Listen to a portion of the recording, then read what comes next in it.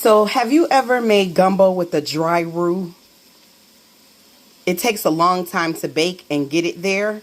But the first time I ever made gumbo in my whole entire life, I made it using a dry roux. It was a recipe that I got out of a cookbook that I had for years. I bought it on campus at the student library.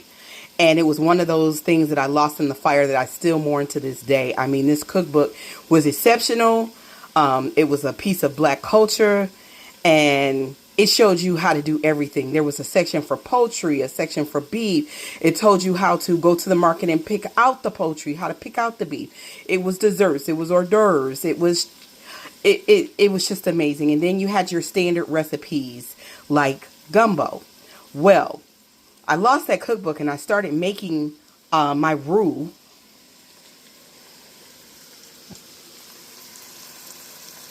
I started making my roux with the traditional Louisiana authentic way of making a roux with half fat, half flour in a pot.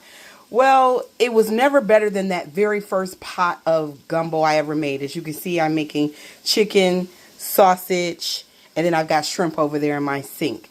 That's what I'll be putting in this gumbo.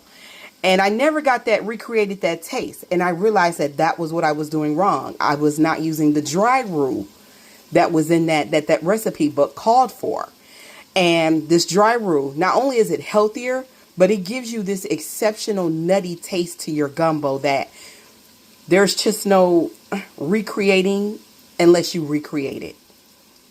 So it takes a little bit to make in the oven, but it is very well worth it. This should be delicious.